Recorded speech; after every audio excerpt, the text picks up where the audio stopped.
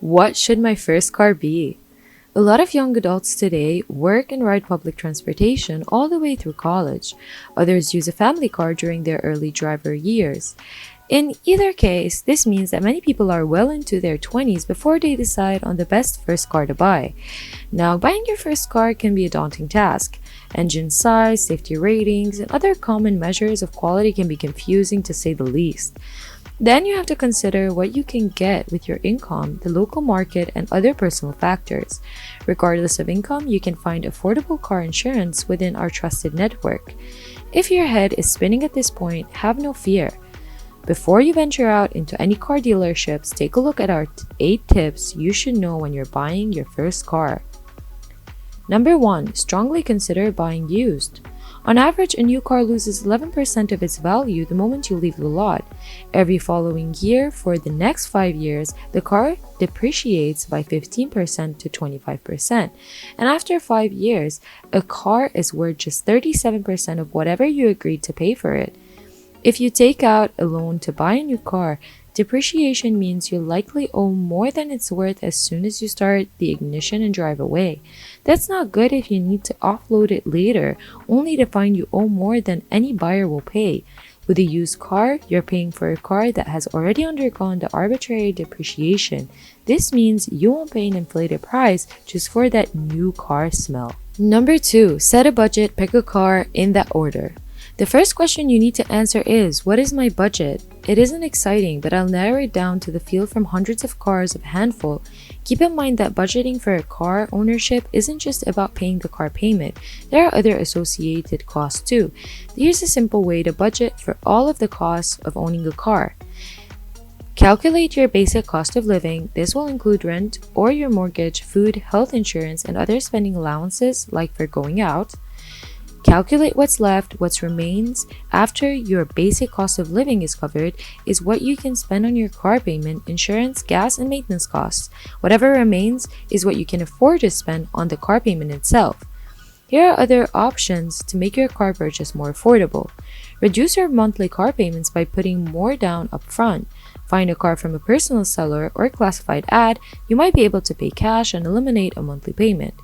Buy a car that needs some work if you or someone you know looks at it and knows how to fix it. Get what you need. Once you know your price range, for either financing or a cash purpose, you can evaluate your needs.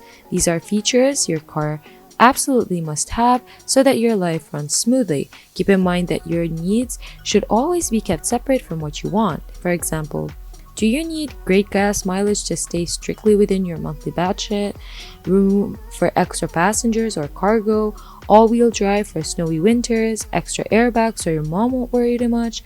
Write them on your list and then stick to it as you research and shop. Number 4, do your homework. You know what you need. Now you need to know where to buy your first car. If you're purchasing from a friend or neighbor, this part is easy. Just make sure you follow local laws regarding a bill of sale, title transfer, sales tax, insurance, registration. The most important thing to embrace as a first-time car buyer is research. You have so much information at your disposal thanks to the internet and other resources. Use them all so you aren't unpleasantly surprised down the road. Here are some other suggestions to keep in mind search-wise. NADA guides and other publications like Kelley Blue Book can help you figure out how much your first car will cost based on mileage and wear.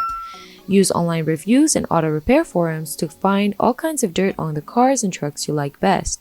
Find other owners to tell you what parts break first, how it rides, and whether that too good to be true gas mileage number really stacks up to daily loops. Don't forget the most important research method of all, the drive test.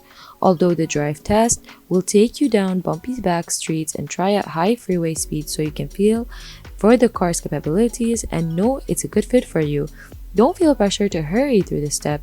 It could save you from regret later on. Number 5, get your own financing options. Failure to pre-shop for financing is the worst mistake new car buyers make. Once you're in the dealership office with a salesperson or financing agent, the pressure to compromise and accept a subpar loan gets intense and very confusing. Take a cue from the financing experts and stop by a local credit union or bank before you talk to any salespeople. A loan agent at the credit union can usually offer you better rates, extended warranties, No nonsense advice about how much you should borrow and how much to put down up front. Once your credit union officially pre-approves you for used car financing, you can use those numbers when you go into a car dealership. If the salesperson offers better financing than your bank or credit union, great. If not, you've got options in your back pocket. This empowers you to say no thanks and to find a better deal when you're buying your first car. Number 6. Focus on the right numbers. Never tell a salesperson how much you plan to pay each month for your first car. If you do, they may manipulate the cost of a car that is out of your price range to fit in your budget. Salespeople can do this by adjusting an interest rate, offering you a longer term or the loan, restructuring the financing in a way that creates a payment that fits in your budget. So while you can technically afford it now, in the end, it can add thousands of dollars and years of extra payments on your first car loan. Instead of offering a monthly dollar amount, stick to total price. If you are willing to pay $8,000 for the car, stick to $8,000 in the negotiation plus taxes, title, and registration. If the car lists for $9,000, you can try to talk the price down to $8,000 or go elsewhere. If it lists for $8,000, try to get taxes and legal fees included in that price. It helps to bring an experienced buddy along to give you moral support, especially an older person who has purchased enough cars to last a lifetime. If you have an uncle who also knows mechanics and can look under the hood for you before you purchase, it can make buying your first car that much easier. Number 7. Get covered by insurance before you drive. You're going to need insurance, and certain companies may not cut you the best deal. Insurance providers like proven, predictable, stable drivers because they pose less risk of a costly accident and payout. You, on the other hand, are a first-time buyer, young and not as experienced. That sends up red flags. Red expensive flags. Contacting a local agent means you won't have to do any of the work. Trusted choice agents can shop around with multiple companies because they're independent agents. Whether it makes more sense to get added to your parents' policy, get your own, or consider other options, trusted choice agents will make the best decision for you. And finally, number 8, don't overpay and don't underinsure. Every state has minimum requirements for liability coverage. Liability coverage is insurance that pays for injuries or damage you might cause other people and their property. If you live in Illinois, for example, you have to have coverage for at least $25,000 per person in an accident, $50,000 per accident in total, $20,000 for property damage. Your policy will list these amounts as 25, 50, 20. While $50,000 per accident might sound like a lot of coverage, it can actually add up to very little depending on the vehicles, people, and other factors involved. If the accident costs more than your coverage, you have to pay the difference.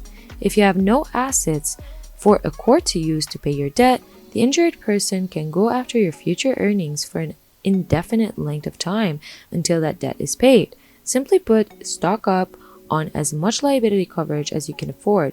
If you're financing your car with a dealership or a credit union, you'll need collision coverage and comprehensive coverage in most cases. This covers repairs to your car if you crash it, someone steals or vandalizes it, and it's damaged by the weather. Even if you pay cash for your first car, you might still want collision and comprehensive coverage unless you have enough cash and savings to get your baby back on the road after a major mishap. If you go with a big brand company that spends millions on advertising every year, you'll probably overpay for your car insurance. An independent agent, on the other hand, can compare lots of different policies and prices from all kinds of companies to find the one that offers you the most coverage for the best price. It's easy to see why independent is better.